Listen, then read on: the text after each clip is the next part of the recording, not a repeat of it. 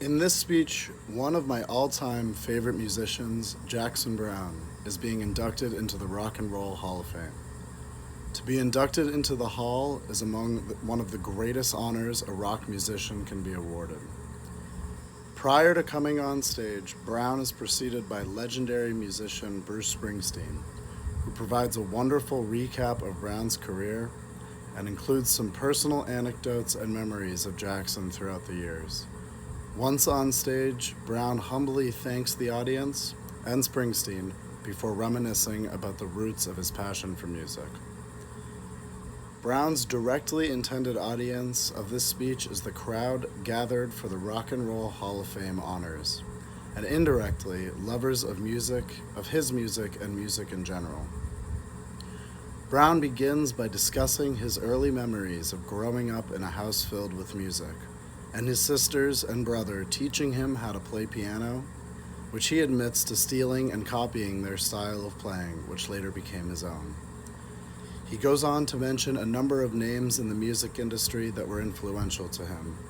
Specifically, he pays homage to late musician Warren Zevon, who Browne states was a mentor and helped him immensely while trying to navigate the landscape of the music industry, which is greeted by a roaring applause. While the ceremony was intended to honor Browne, and it is indeed an acceptance speech, he does a fantastic job of widening the purpose of his words to pay homage to other musicians, as well as the era of music in which he found success.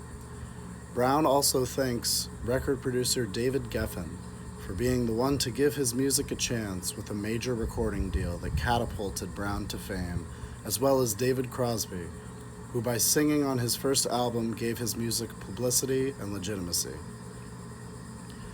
Browne also effectively structures the speech chronologically, starting with his music influence in his formative years to his early days of living in Los Angeles in the early 1970s as an up-and-coming rock star, each era complemented by a personal anecdote of his recollection of that time. In regard to his nonverbal delivery, Browne is an excellent speaker and storyteller. Stemming from his abilities as a songwriter and vocalist, Browne speaks in a soft, calming manner, with an almost casual approach, like he is talking to one person directly instead of a crowd of several thousand people. He concludes the speech thanking the mother of his children, his son Ethan, who was in the crowd, and his partner of more than a decade for standing by him while he's worked over the years. Jackson Browne delivers a beautiful and heartfelt speech thanking the industry and those around him for having blessed him with such an occupation.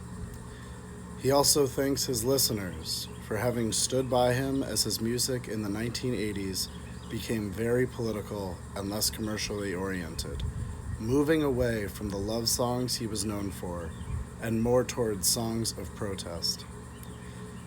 He also adds that as he is a very personal writer, he states, "What is more personal than your politics?" before concluding his speech to a standing ovation. I would recommend this speech to anyone interested in music, and from a public speaking perspective, anyone who wants an example of how to give a relaxing and casual delivery while also being effective in the power of your words.